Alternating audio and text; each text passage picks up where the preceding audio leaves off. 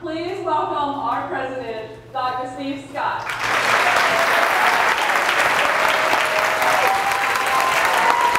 I love beach music.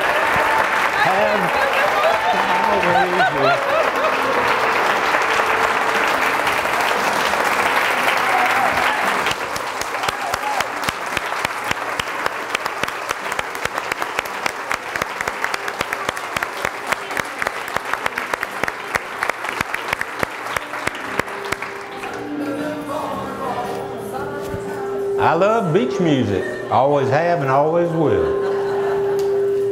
And feedback from 3 microphones. How do we know which one is giving us the feedback? Okay, there We don't. So we know you like beach music, so tell us, will it have any role in your future? Sure, sure. We have a little double wide down at the coast. It's not on the beach, but it's close enough. And that's kind of my happy place. That we built it, or established it, bought it, whatever, had it brought in back in 04. 04. Because that's in the concrete in the driveway. That's the reason I can remember. April 4th, 04. Right. So we like to go there. My children and grandchildren enjoy the beach. So we'll try to see if we can get my wife there and enjoy it. So it's my happy place. I feel a calming effect when I get near the ocean. You can't see the ocean from where we are, but you can hear it. Sometimes with the jet skis you can't quite hear it, but you know, that's the neighborhood. All right.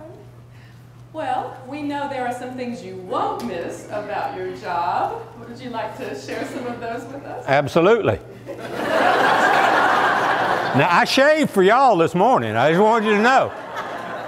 But I'm not going to miss shaving every day, I have to tell you. I'm not going to miss neckties. I have to tell you that. I'm not going to miss rules.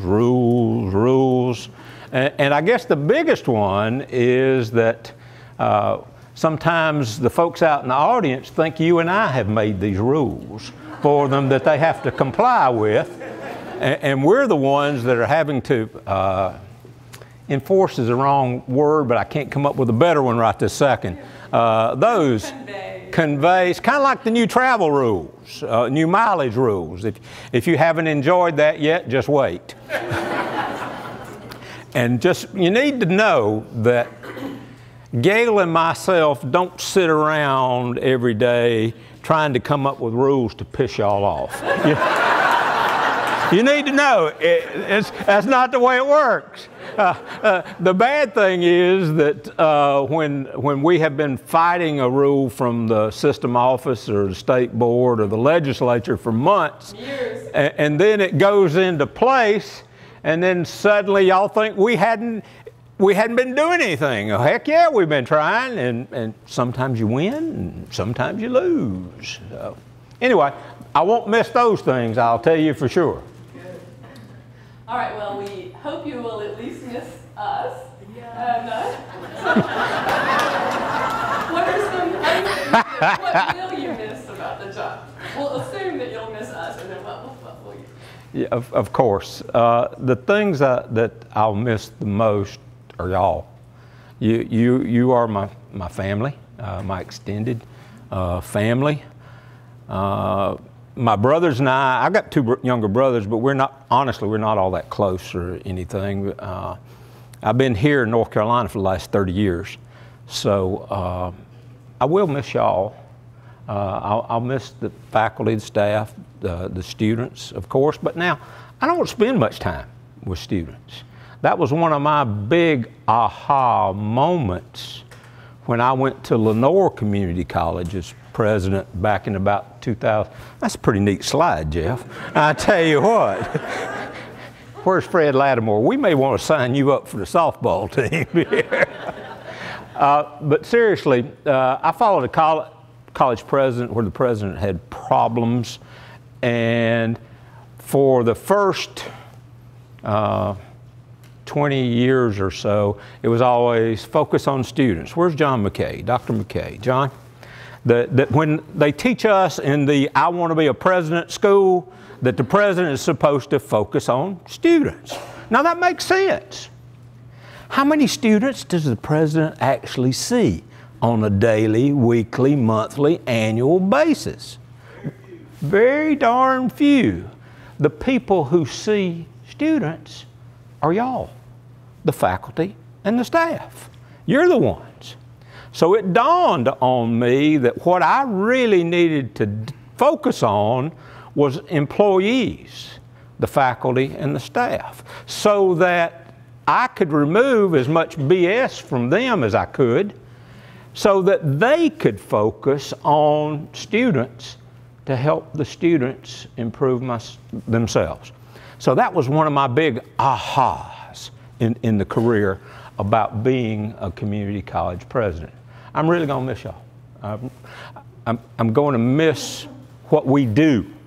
You know, I use the beach analogy about, I don't know if any of you ever walked along the beach after a storm. Sometimes starfish will wash up on the beach there. And I remember hearing a wonderful story. The beach was literally covered with starfish, and this one guy was walking along and he'd pick up one and throw it back in the ocean. He'd pick up another one. And this curmudgeon guy came by and said, that won't do any good. There's so many of them out there, and you're only picking up one at a time. And the guy picking them up said, I can help this one, and I can help this one, and I can help this one. Maybe I can't help them all, but I'm going to try. And that has resonated with me for 40 years when I first heard that story, some motivational speaker to tell us. So yeah, I'm going to miss that. I'm going to miss y'all, and I'm going to miss what we do. You know, that the changing lives every day is real. It's not platitudes. That, you know, hey, I can speak with the best of them. You know, I can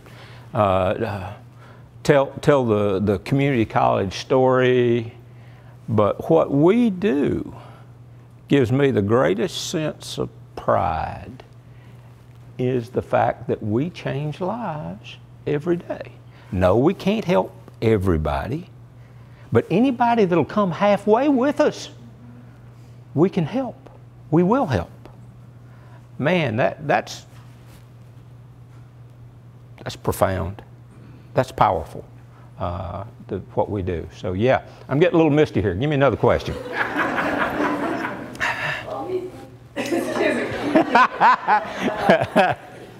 James, I'd love one of those bottles of water. Could you get somebody to get me a bottle of water, please, sir?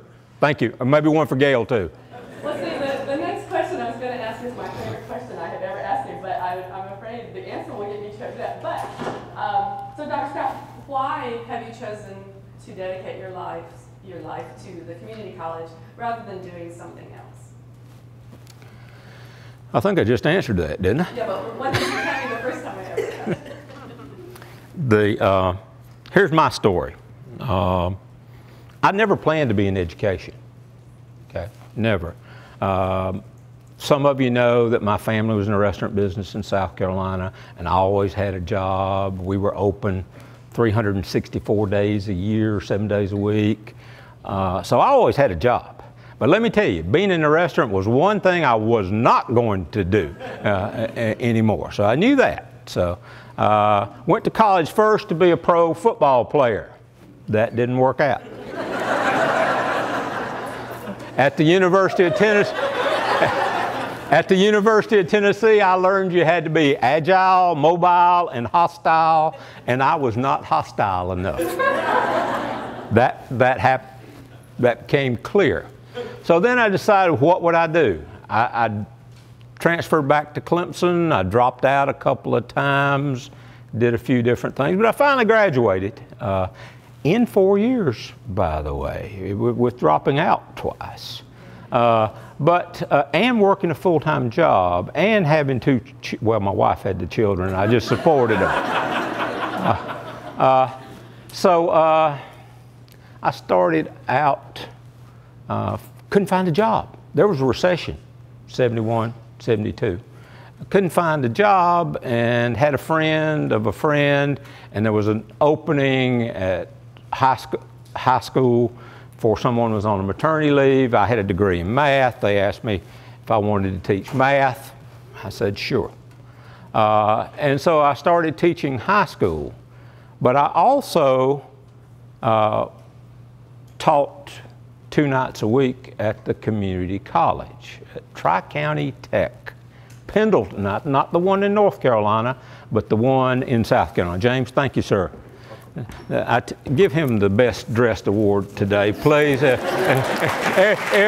day, my friend, every day. The rest of that story is that I taught 2 nights a week. I taught 5 days a week at the high school, and I went to graduate school 2 nights a week. The teaching at the community college for $6 an hour, by the way. Six. You know, the side story, taught at night, predominantly Vietnam vets there. They would tell me they were making $12 an hour by going to school. I was only getting paid $6 an hour to be the teacher. So that was always humorous to me. But it was enough to pay for the graduate school. And then I said, well, you know, there was a president of that community college. His name was, he's deceased now, his name is Don Garrison. Don went to my high school. And I'm going to give you another one of these big takeaways, so he's building up to it, so come along with me. Don Garrison was the president there, and he hired me as a full-time instructor. And so after 4 years teaching full-time at the high school and 2 nights a week at the community college, I got a full-time job. So I grew up knowing Don because Don went to my high school. Later on, I went to Greenville, South Carolina to be the dean of business and took a sidestep because business and finance there kind of got out of the academic or the instructional side of the house. But Tom Barton was the football coach at my high school in 1958. So he was an All-American at Clemson. He played pro for a little while and got his knees hurt. And then he went to public schools teaching.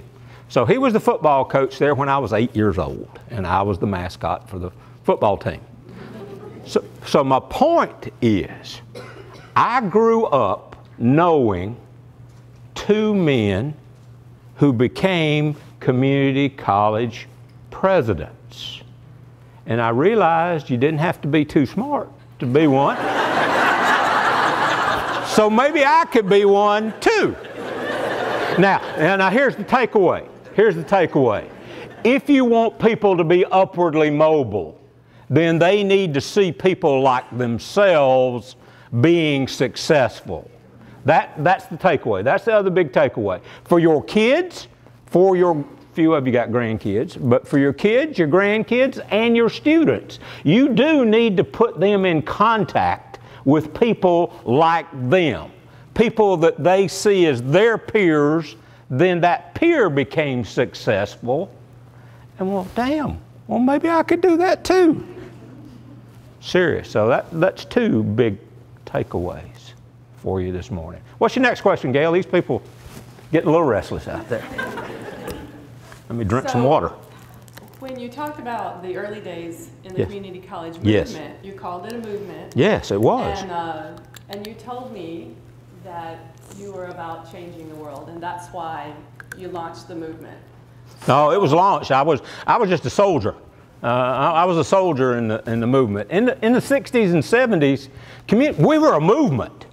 We weren't a job. We were going to change the world. Especially, you know, being in South Carolina, being here in North Carolina, very similar. I was in a little bitty town. We had 3 textile mills. Those were the primarily employers in the community. And that was about all the option you had. And then suddenly, the state came up with this thing called technical schools. They never called them community colleges in South Carolina. They still call them technical colleges. And our role was to move the people into better paying jobs so that they could provide for their families, for the future. And I said, well, damn, that's pretty good. That's pretty rewarding. You mean they'll pay you for doing this? So that's why I got into it. That I knew two people that were community college presidents. No, they didn't start out as the president of the, well, wait a minute. One went from a superintendent. He went from football coach to principal to superintendent of public schools to community college president.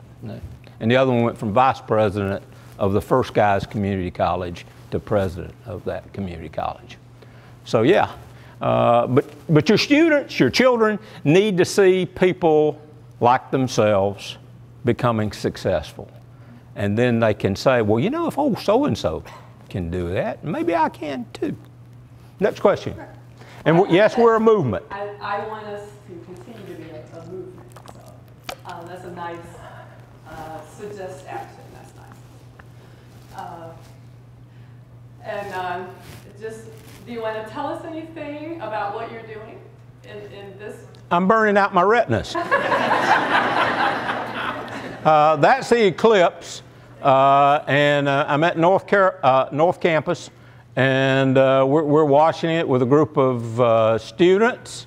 I will have to tell you that Stephen Coppage and who went with you, Stephen? Josh did. Josh McKinney. I later found out that Stephen and Josh went to South Carolina because it was in the path of the total eclipse. They were at 6 Mile, South Carolina, which is a little crossroads, kind of a town, at, what did they call that park? What was the park called?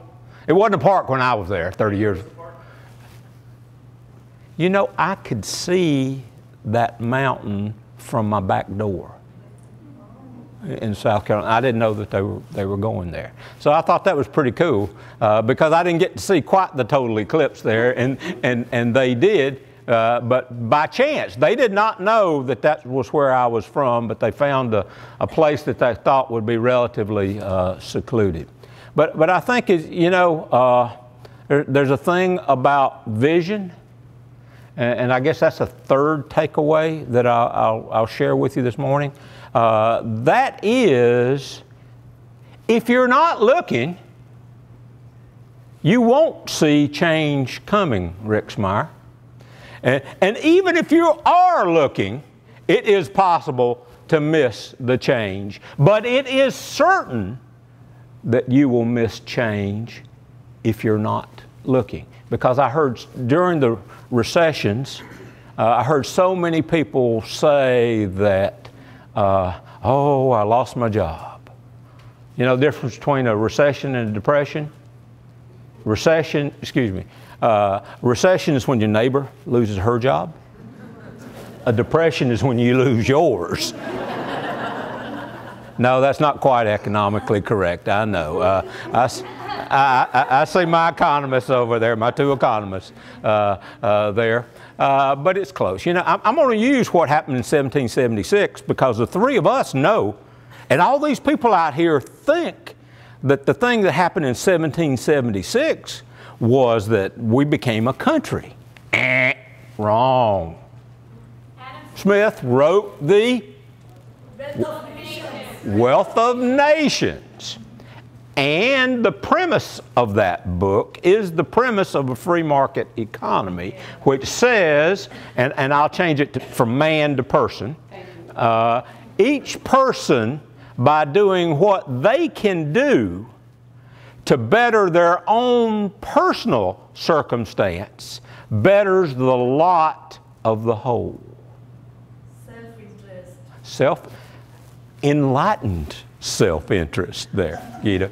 All right, so I guess my point there is that we've seen people, this is a fundamental forerunner for me to applied benchmarking, was the fact that I saw people who said they lost their job.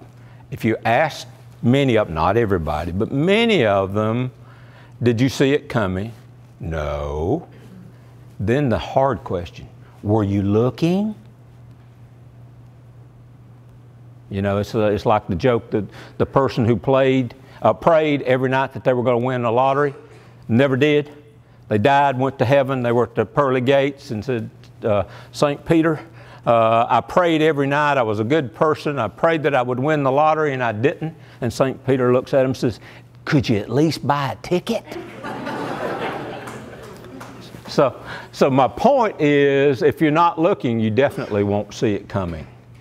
So how do we get people looking for change? Next question. All right, let's show another image. Oh! Now we all know that convocation, the Star Trek convocation was your favorite. Why did we pick the one when they were so grumpy? Back up. I want you to see those eyebrows on Brian. I want you to check those eyebrows out there. I had a waitress to wait on me at lunch that looked kind of like, had eyebrows kind of like that. They were way up here. Anyway, sorry. So, but tell us why you love Star Trek. I know there's a really good reason behind why you like science fiction and Star Trek. So, philosophically, sure, why do you love sure. Star Trek? Philosophically, first of all, Star Trek was one of the most diverse. Forget how they solved the problem of landing from a great spaceship.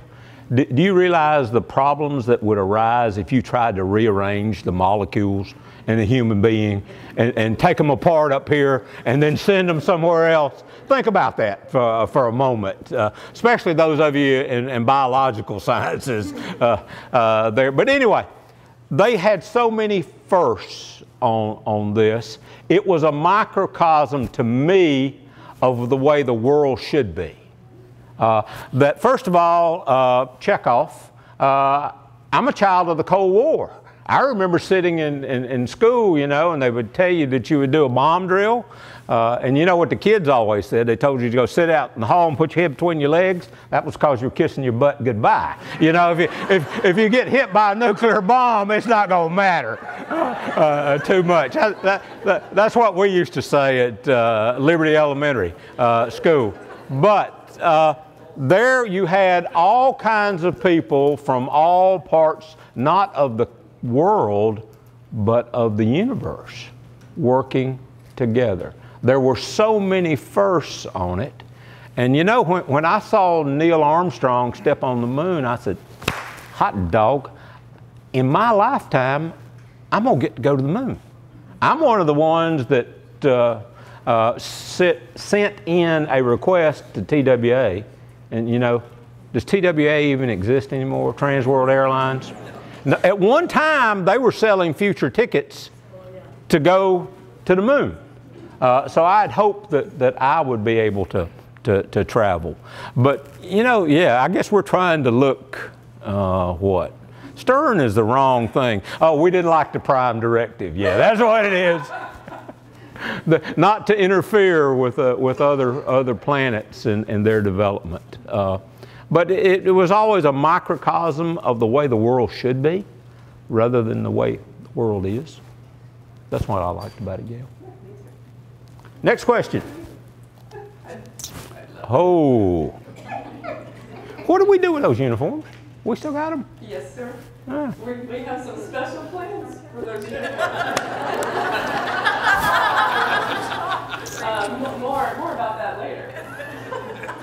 So, Dr. Scott, if you had a motto, well, let's return that up. To boldly go where no one has gone before. That's theirs. That's theirs. So, if you had your own motto, what would it be? I've got two. I told you one, I saved one. Okay. Okay. You should always have. Yes.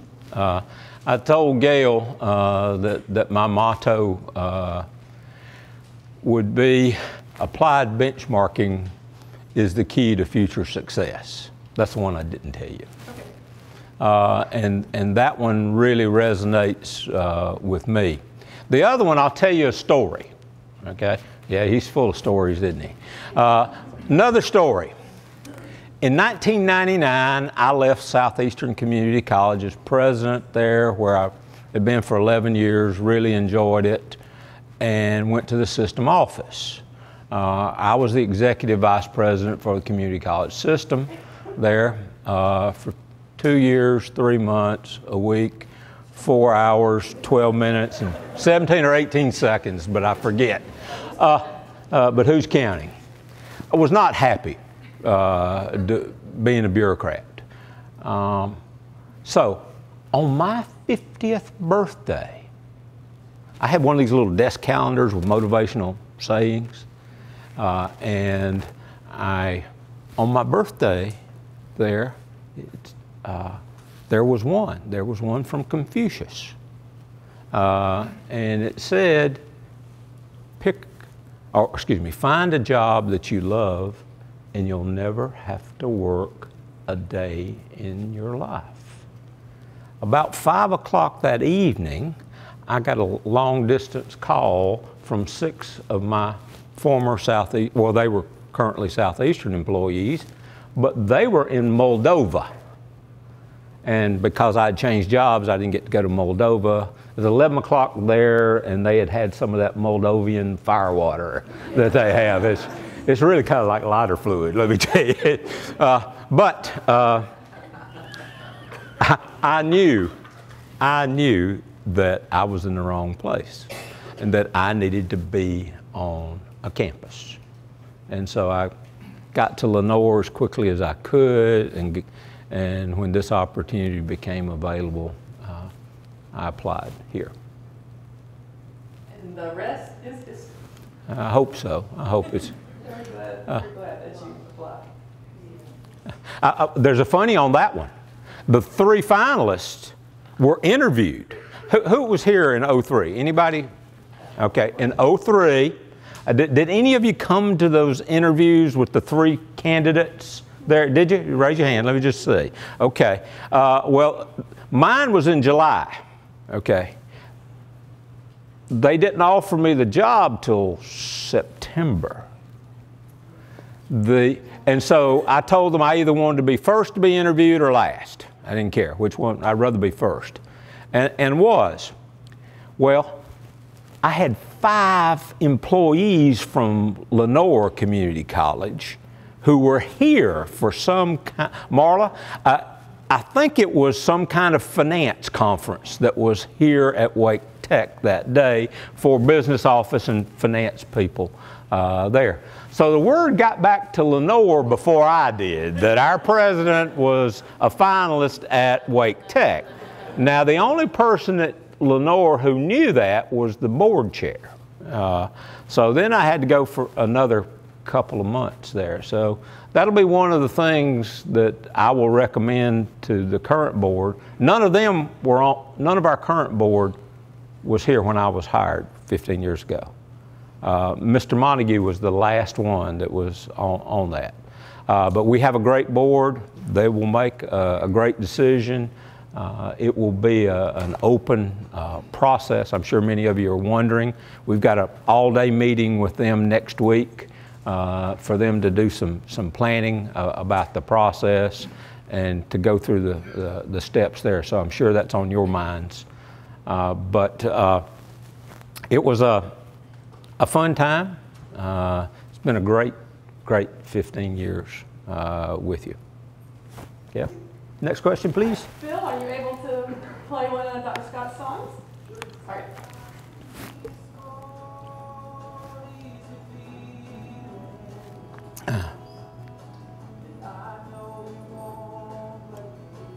That's the Scott Scholar there.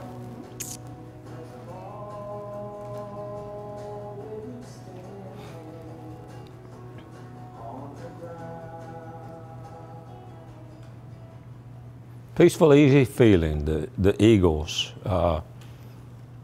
That's what I'm hoping.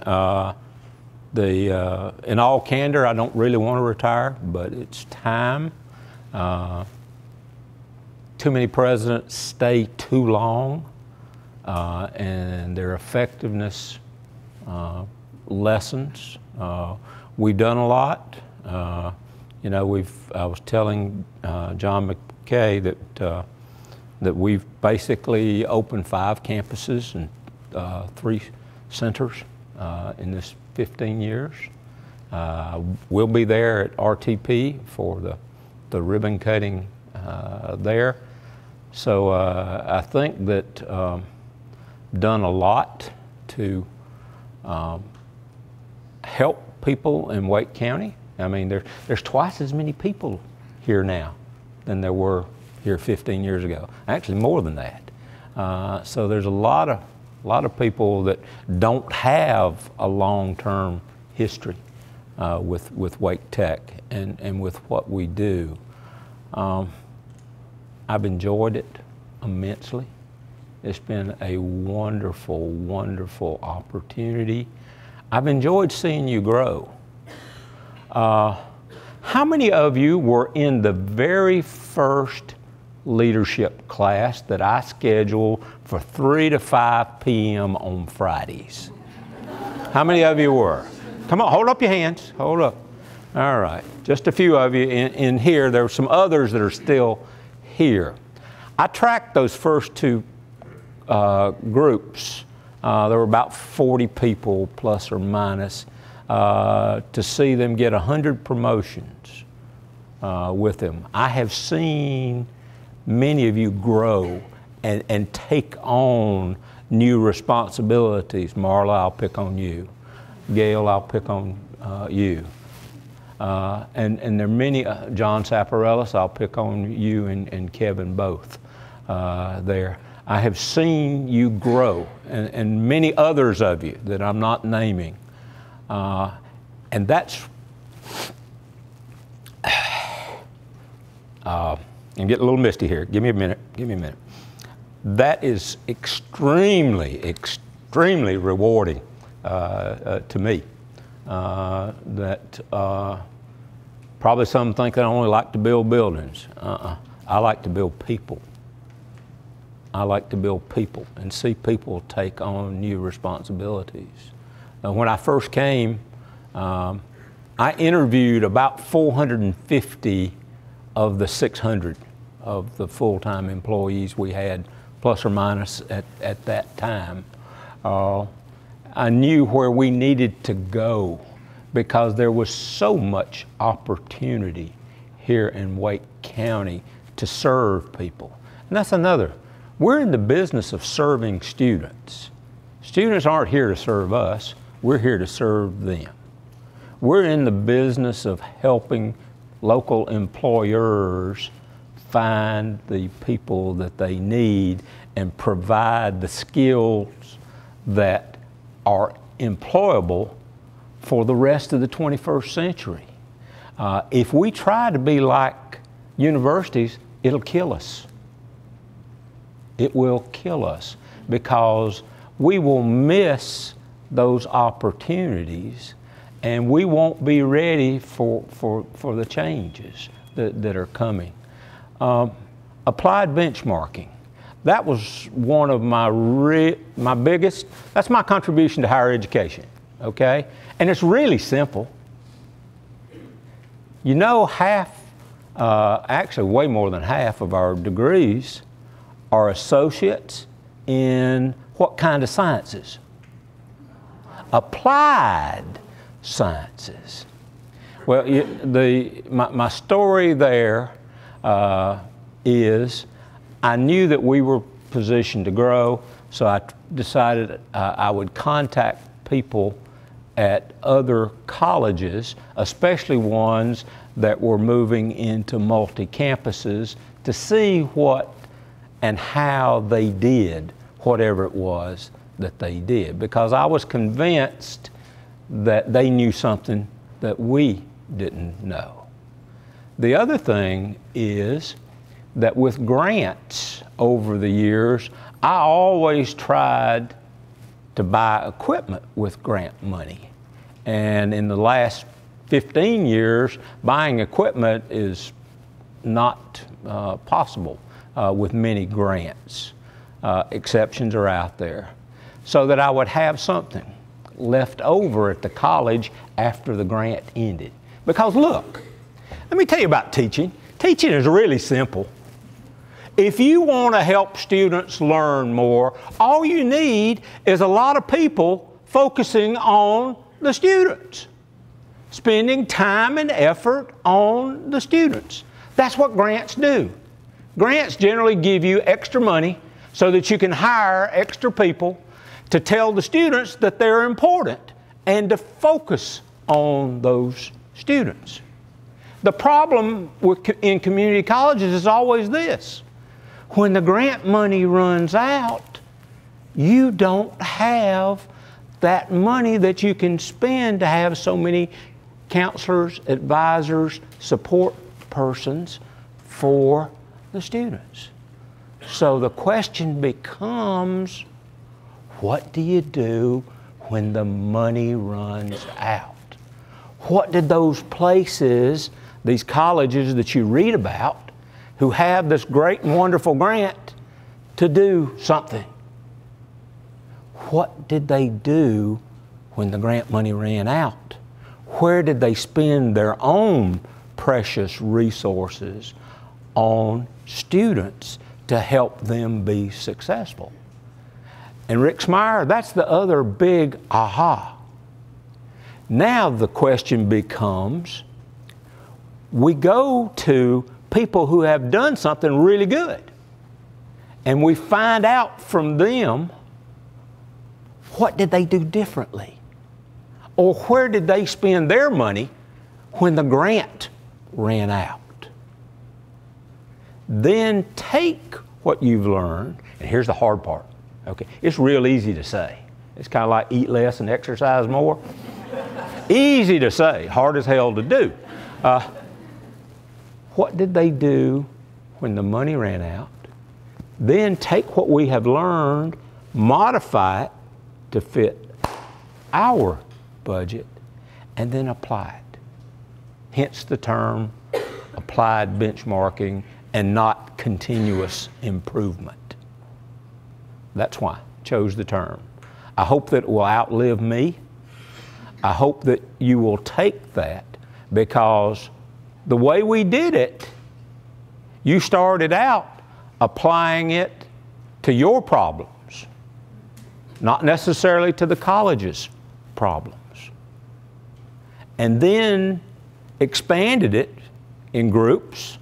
And otherwise, I was looking that we're running about 950 applied benchmarking projects. Well, we got 1,300 people, so that means we got about 400 or so of you who are working together. That's great. That's building. See, you can talk about respect, responsibility, collaboration, cooperation, and accountability. Those are nice words. It is a whole lot better if you are actually collaborating with each other, if you are actually cooperating with each other within the campuses and across the campuses and centers. In the end, if you can say, we did it ourselves, then I have been a successful president for you, because that was my whole idea, to give it a name, give it some structure there. I guess the other piece I didn't say to this group was the tipping point was 2009, when I saw Time magazine said top 10 college and university presidents in the United States, page 62. So I flipped over to page 62 and I went 1, 2, 3. A grave mistake. My name was not listed there. And I knew that Time magazine had to be wrong there. Only one community college president, Eduardo Patron, and so later on I called Eduardo, but I decided to have some really meaningful questions to ask him, rather than saying, well, what do you do differently? And we've pretty much tried to model our multi-campus model either on Miami-Dades or a couple in California that we looked at over time. So that's my contribution. If you use it and really use it, I know some of you go through the motions because I read. I don't read all every year. I don't read all 900, but I do read some of them there. But that's okay, because most of you don't. Most of you use it to solve problems, use it to build collaborations with other people at your campus and across different campuses. That makes me feel really good. Gail, we got some time for some questions from the audience. You got any more there? No, I guess, James, do we have a few minutes? Okay. Richard, you said you had a question. I'm going to put you on the spot, buddy. Most of y'all who don't know me, I'm an electrician. And several times I've had to go to Dr. Scott's house. Did I pay you? That was what I was getting ready. Are you going to let me talk? Sorry. Hey, he always paid me. He was over generous. He paid me too much. But the most memorable thing was sitting on his back porch one morning, drinking a fine cup of coffee, looking at his overly white bleached legs. And when you put that in perspective, that he's my boss's boss's boss, and he has got some white legs, wearing shorts. It kind of put things in perspective. I have seen both ends of his attire, but I prefer this.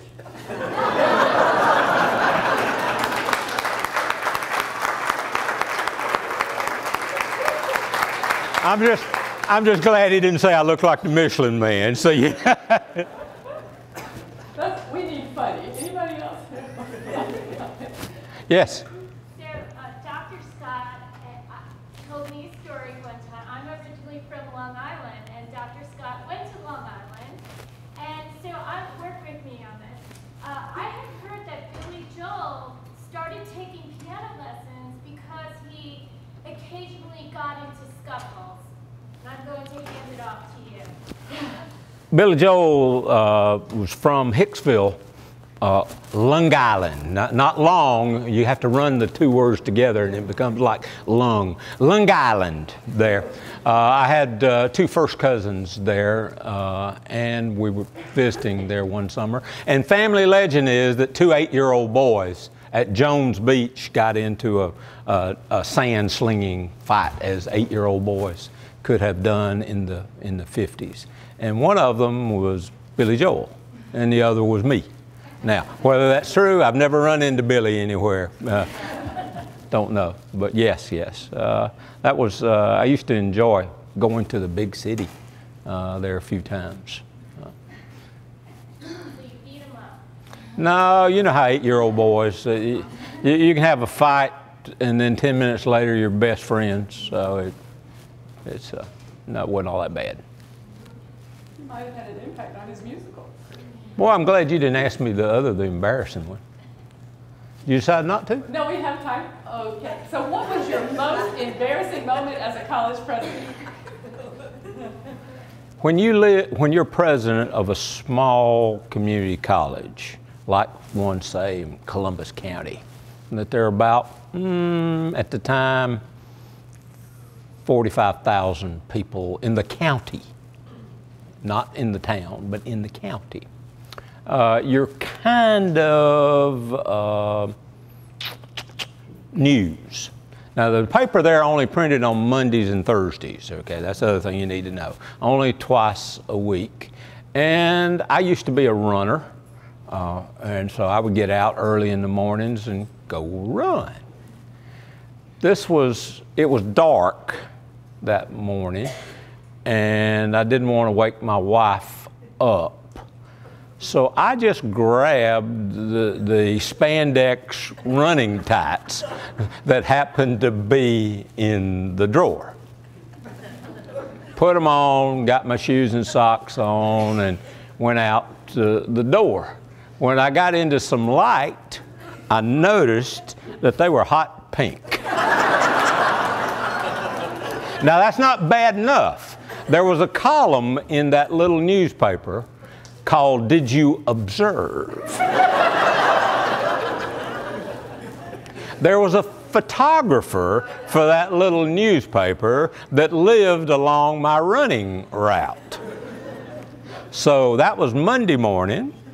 Me looking around, I didn't really see anybody much. So I got my run in. On Thursday, in the "Did You Observe?" there was a picture of moi in pink, hot pink running tights. Had kind of like a lightning bolt down the side. Whoa! So that was kind of embarrassing. Kind of embarrassing. I think they're questioned out. Thank you for being here. I think I can speak for everyone in the room when I say that you have had a lasting impact. Your influence on us will be lasting, and that we won't let you down, and that we will keep this movement going. So thank you. Thank you so much. Thank you. Thank you.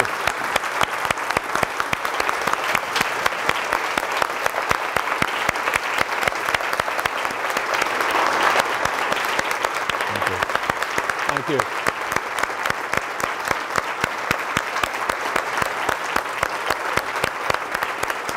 Thank you.